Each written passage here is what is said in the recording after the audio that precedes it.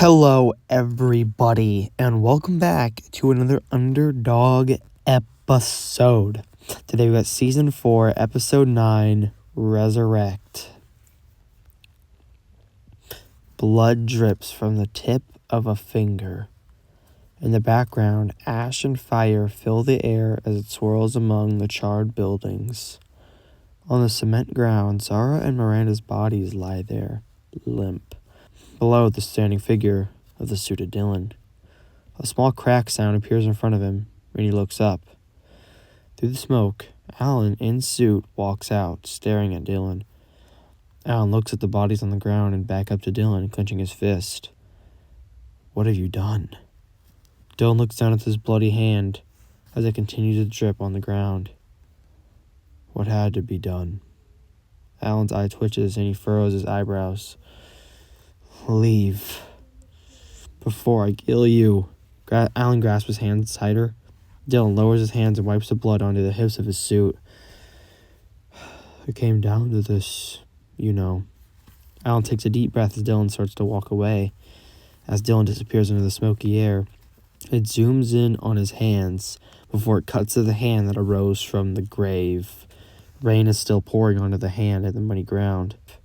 The hand smacks down onto the dirt in front of the grave.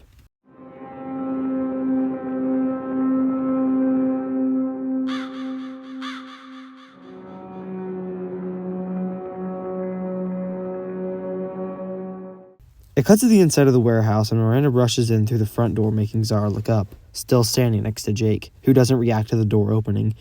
"You were right. He's waking up." Zara walks towards Miranda and tries to steady her breath. "I called an ambulance for Jake. Help him." "And what are you doing?" Zara holds her palm out, and her wand appears from thin air. She grips onto it and looks at the front door that is still wide open. "Dealing with the zombie outside." Zara walks past Miranda and exits the warehouse. Miranda looks over to Jake before it cuts to the outdoors. Upon stepping out, Zara becomes drenched. She walks on her tiptoes to try and get a view of the grave. He's gone. Zara runs to the grave and looks down into it. The empty grave fills the camera, and Zara gets on her knees and lowers her head, making her hair cascade around her face. She starts to shake, and tears flow from her eyes and mix with the rain as they fall into the grave. She moves her body and crawls into the grave. She gets in and lies on her side and curls into a ball. Sirens from the ambulance fill the air and approach the warehouse. She drops the wand and lets it roll to the side of the grave. It cuts to a shot of her face, and her eyes scan the dirt walls of the grave, and she notices something. It cuts to an angle of the dirt wall. Zara runs her finger along it, making some speckles fall off, revealing rainbow pieces of dirt. She sniffles and wipes her tears away with the back of her sleeve and squints at the wall of the grave. She sees more rainbow dirt before it cuts to Miranda walking Jake out of the warehouse and towards the ambulance. As Miranda gets to the ambulance, the paramedics help him get into the back of the truck. She watches Jake get in the back, and she sees dried blood on its ears, making her grimace. A paramedic walks over to the left of Miranda, and she looks over to him. "Can you give me any details about his injuries?" Miranda shrugs and looks over to the wet warehouse and looks back to the medic that's also getting doused in rain. "Something with his ears. It's all I know." The medic taps two of his fingers against his lip as he thinks. "Okay. Stay safe tonight." "Yeah. You too."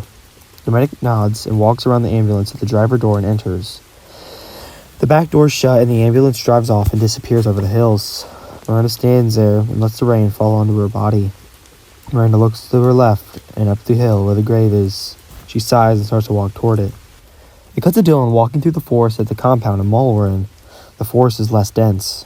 He's staring at the ground as the rain is hitting the back of his head. The blades are holstered onto his back. It cuts to Wanderer walking through an open field. He's staggering in each step and has a huge limp. His hands are shaking and his eyes are blinking rapidly. Suddenly he falls to the ground and plants his palms into the muddy floor. His hands smear around in the mud before he pushes himself back to his feet and continues walking. His hands grab the air violently as if he's trying to hold something. He reaches out one of his hands and itches his shaven head. He shakes his head crazily before he rubs his eyes with his hands. The camera tilts upwards and shows New York City in the distance as he continues towards it. That's back to Zara and Wanderer's grave, and she's still clawing at the walls as more and more rainbow dirt is being revealed.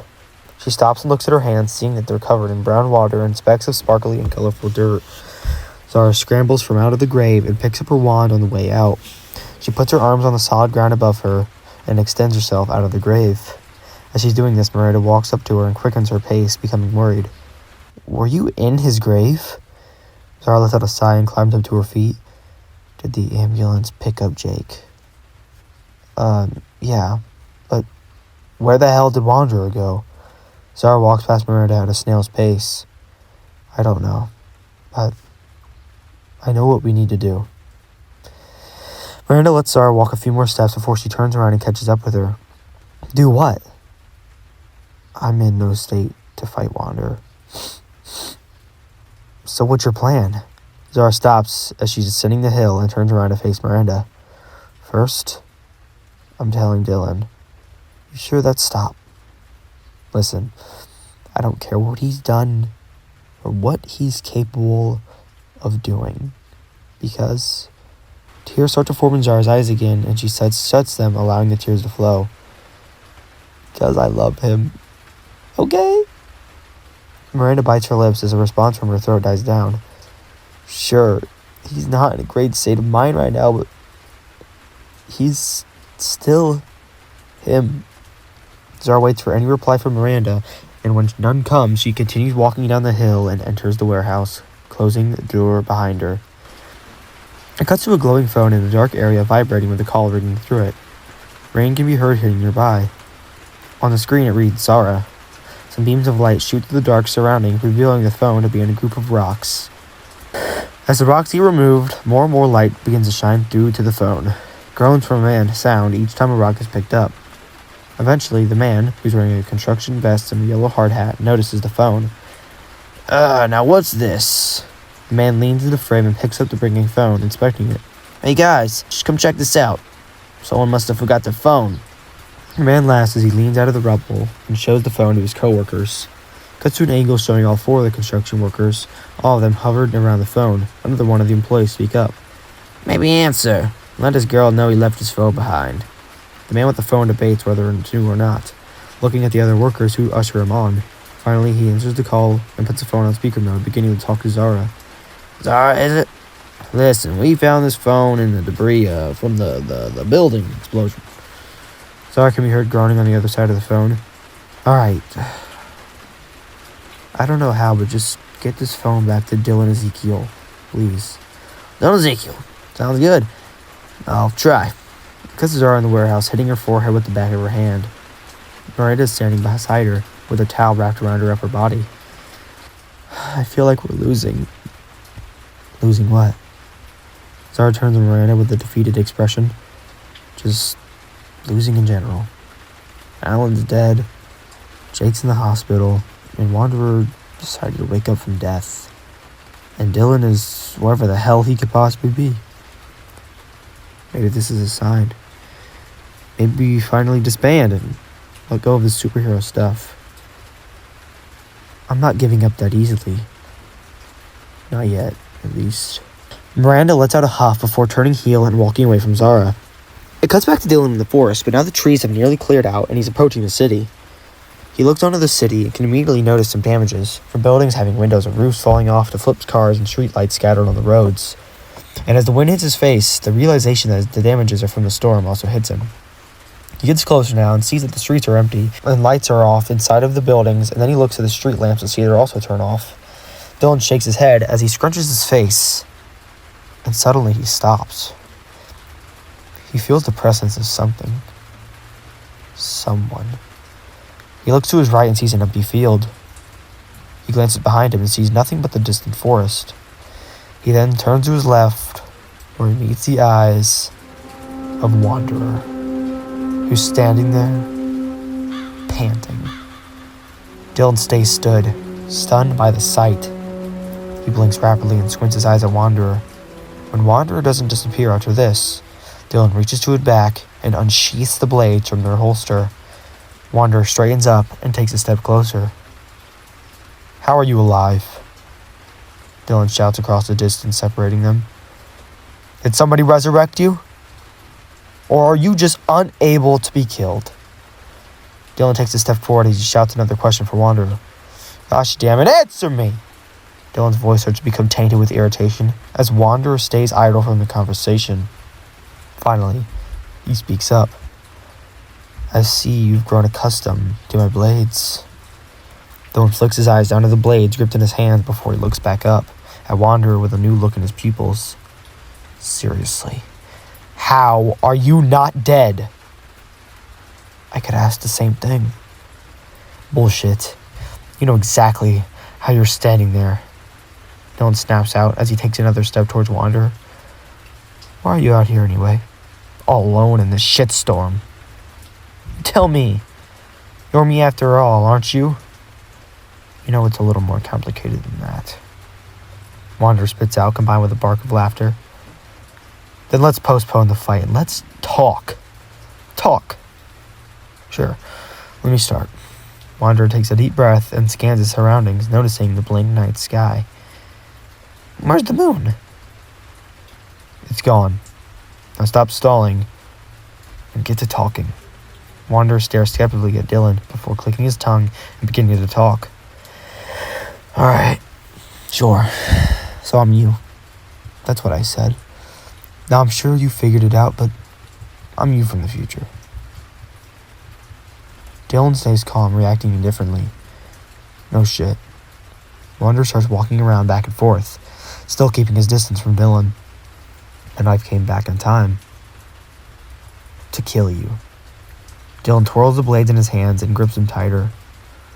Wouldn't killing me erase you from existence? I ain't an expert.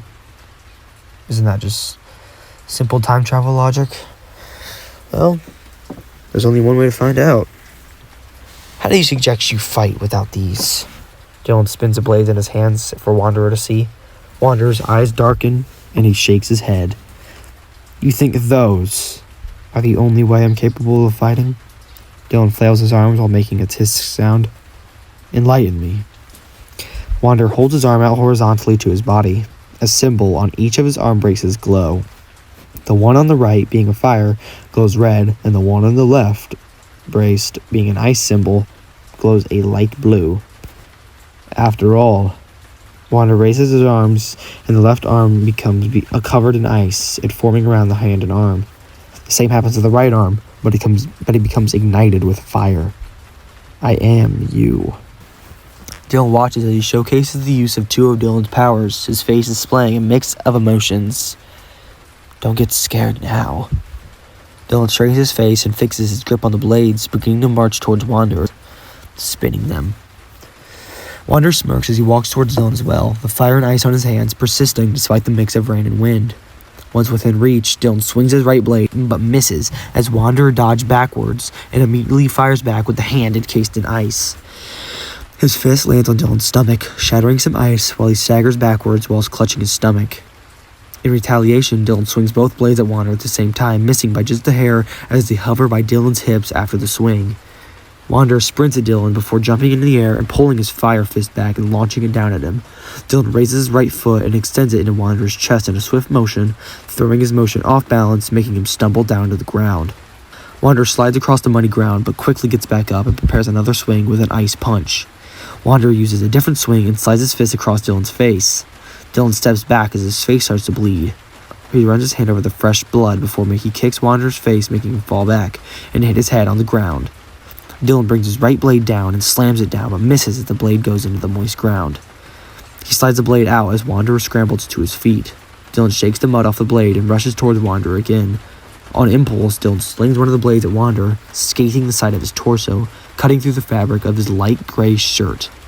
Wanderer falls to the ground, mud covering more of his body. The blade retracts and Wanderer misses his opportunity to intercept it, so Dylan catches it. Wanderer gets back to his feet and turns to Dylan, taking a few steps backwards. Wanderer's hands turn back to normal. Damn. Outclassing me, shut up. Dylan starts to run and throws both blades at Wanderer. Wanderer catches the blade, but in the midst of this, Dylan gets up to the Wanderer and gives a lethal blow to the middle point of his chest. Wanderer's air is taken from him, and he falls to the ground, dropping the blades to his sides. As he's grasping for air on the ground, Dylan levitates the blades to his hands and holsters the left one onto his back. With the right one, he gets above Wanderer and hovers it near his face. Wanderer, however, regains his breath and uses his ice hands and places it on Dylan's side, making him shout in pain as ice starts to invade onto his suit. Behind them, one of Zara's portals open, and Miranda and Zara walk out of it. They both see the two wrestling and jump in. Back in the fight, Dylan ignites his right hand on fire and tries to thaw the ice on the side of his body. Wanderer gets up and takes a deep breath before he notices the two that came out of the portal. Without another second, Zara aims her wand at Wanderer and shoots a current of jagged purple lightning at him. The lightning spreads through his body before it fades away and he falls to the ground, his body emitting a jolting sound in black smoke. Zara puts her wand down and flicks her head to the left where Dylan is and sprints to him. As he's on his knees, still thawing his side, Zara pulls him to his feet and wraps him into a hug. Stunned, Dylan looks past Zara and sees Wanderer's unconscious body before he embraces the hug and hugs her back. Zara pulls back and wipes the small tears from her eyes, noticing the gash on Dylan's cheek. Jake is in the hospital. What? Why? Dylan's face drops to worry before he looks back to Wanderer, who's shuffling slightly on the ground with small groans. Something with his hearing. Zara follows Dylan's gaze and looks at Wanderer as well. Dylan walks past Zara and towards Wanderer on the ground and pulls the blade in his hand up and nearly brings it down before he hesitates as Wanderer tries to speak. Wait! Dylan's face twitches as he obliges and holds the blade still in the air, a small drop of blood falling from the scratch onto Wanderer's neck. All of this has been to prevent you from becoming me, to prevent you from going down the same path as I did. Dylan's grip on the blade falters slightly before he closes his eyes and curses at himself internally and fixes his hold on it. You kill me? You might as well put my clothes on and buzz that hair. But if you leave me alive, you will still possess that small sliver of underdog. Dylan stares into Wanderer's eyes, thinking about what he's saying. Dylan looks back at Zara and Miranda, who are watching and letting the situation unravel.